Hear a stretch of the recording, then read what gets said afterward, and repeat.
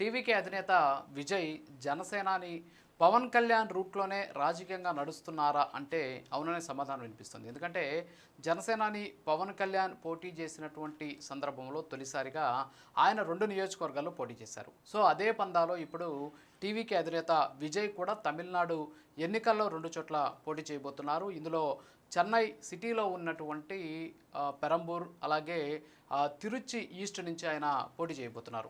అయితే ఈ 2 నియోజకవర్గాల్లో పోటీ చేస్తానని చెప్పేసి ఆయన ఇవాళ ప్రకటించినటువంటి పరిస్థితి. అయితే ఇక్కడ విజయ్ ఎందుకని 2 నియోజకవర్గాలను ఎంచుకున్నారు, ఒక నియోజకవర్గంలో ఎందుకు పోటీ చేయట్లేదు అనేటటువంటి దాని మీద సర్వత్రా ఒక రకమైనటువంటి చర్చ నడుస్తుంది. ఫర్ ఎగ్జాంపుల్ మనం పెరంబూర్ విషయానికి వస్తే, సో ఇక్కడ పెరంబూర్ అనేది మొదటి నుంచి కూడా డిఎంకేకి ఒక కంచుకోట.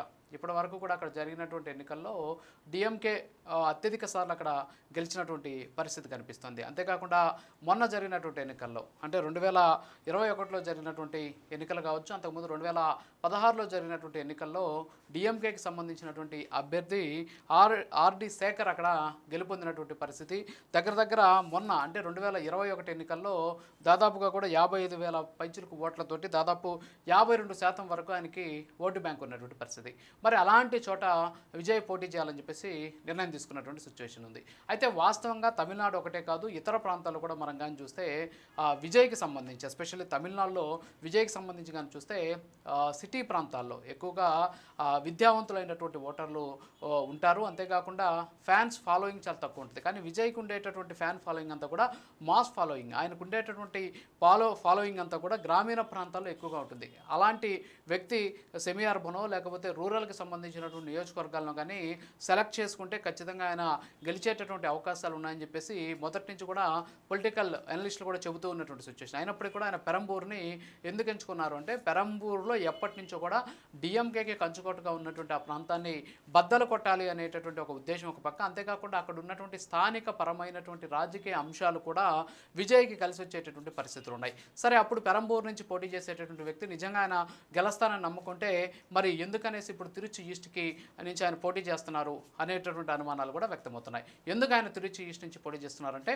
మొదటి నుంచి కూడా రాజకీయ విశ్లేషకులు కావచ్చు, ఆ పార్టీకి సంబంధించిన కొంతమంది ముఖ్య నాయకులు కావచ్చు, ఆయన నడిపించేటటువంటి ఈ పొలిటికల్కి సంబంధించినటువంటి మార్గనిర్దేశకులు ఎవరైతే ఉంటారో వాళ్ళు మొదటి నుంచి కూడా ఆయన చెప్తున్నది ఏంటంటే, ఇందాక నేను చెప్పినట్టు రూరల్ ప్రాంతాల నుంచి కానీ పోటీ చేస్తే అక్కడ మాస్ ఫాలోయింగ్ ఉంటుంది. అంతేకాకుండా సినిమాకి సంబంధించినటువంటి చరిష్మా ఉంది కాబట్టి ఖచ్చితంగా అక్కడ ఉన్నటువంటి ఓటర్లను ఆకట్టుకోవడం చాలా ఈజీ కాబట్టి, సో ఆ దిశగా మధురాంతకం కానీ లేకపోతే తిరుచి ఈస్ట్ నుంచి కానీ పోటీ చేయాలని చెప్పేసి మొదటి నుంచి కూడా చెబుతూ ఉన్నటువంటి పరిస్థితి. మరి ఈ నేపథ్యంలోనే ఇన్ కేస్ అక్కడ ఏదైనా జరిగితే అంటే పెరంబూర్ లాంటి సిటీ ప్రాంతంలో ఒకవేళ అక్కడ ఉన్నటువంటి ఓటర్లని ప్రభావం చూపలేకపోతే ఖచ్చితంగా గ్రామీణ ప్రాంతాల్లో ఆయనకి మాస్ ఫాలోయింగ్ ఉంది కాబట్టి తిరుచిరాపల్లి అదే తిరుచికి సంబంధించినటువంటి ఈస్ట్ నియోజకవర్గం అంతా కూడా మొత్తం గ్రామీణ ప్రాంతాలతోటి ఉండేటటువంటి ఒక నియోజకవర్గం. మరి అది కూడా రీసెంట్గా ఏర్పడింది, అంటే నాకు తెలిసి ఒక 15 సంవత్సరాల క్రితం ఏర్పడినటువంటి నియోజకవర్గం అది.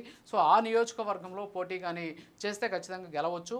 దాంతోపాటు మధురాంతకం లాంటి ప్రాంతాల్లో కూడా పోటీ చేస్తే గెలిచేటటువంటి అవకాశాలు ఉన్నాయని చెప్పేసి చెప్పినటువంటి నేపథ్యంలో తిరుచి ఈస్ట్ ఆయన ఎంచుకున్నట్టు తెలుస్తుంది. అయితే ఈ 2 కూడా డిఎంకేకి సంబంధించినటువంటి కంచుకోటలుగా చెబుతూ ఉన్నాం. అంతేకాకుండా తిరుచి ఈస్ట్లో లాస్ట్ టైం డిఎంకే అభ్యర్థి గెలిస్తే అంతకుముందు అన్నా డిఎంకేకి సంబంధించినటువంటి అభ్యర్థి గెలిచినటువంటి పరిస్థితి. సో కాబట్టి ఈ 2 చోట్ల కూడా ఖచ్చితంగా విజయ్ పోటీ చేసి 2 చోట్ల కూడా గెలుస్తాడని చెప్పేసి ఆ పార్టీ నాయకులు అంటుంటే, ఎట్టి పరిస్థితుల్లో కూడా విజయ్ని 2 చోట్ల ఓడించాలి అనేటటువంటి ఒక దృఢ సంకల్పంతో డిఎంకే ముందుకెళ్తుంది. ఎందుకంటే వాళ్ళకి ఎక్కువగా ఓటు బ్యాంక్ ఉన్నటువంటి ప్రాంతం కావడంతో ఆ 2 నియోజకవర్గాల మీద ఫోకస్ కూడా పెట్టినటువంటి పరిస్థితి. అయితే ఇంకో పక్క విజయ్కి తిరుచిలో భారీగా ఫ్యాన్ ఫాలోయింగ్ ఉంది. అంతేకాకుండా ఆయనకు సంబంధించినటువంటి అభిమానులు కూడా అక్కడ ఎక్కువగా ఉన్నటువంటి పరిస్థితి. మరి ఈ నేపథ్యంలోనే తిరుచి ఈస్ట్లో అనేది విజయ్ గెలుపు ఈజీ అయ్యేటటువంటి పరిస్థితులు ఉన్నాయని చెప్పేసి విశ్లేషకులు కూడా చెబుతూ ఉన్నటువంటి పరిస్థితి. అయితే ఇక్కడ ఏదైతే పెరంబూర్ లాంటి ప్రాంతాల్లో కొంచెం కష్టమయ్యేటటువంటి పరిస్థితి ఉంది. ఎందుకంటే అక్కడ ఎక్కువగా సిటీలో ఉన్నటువంటి నియోజకవర్గం, చెన్నై సిటీకి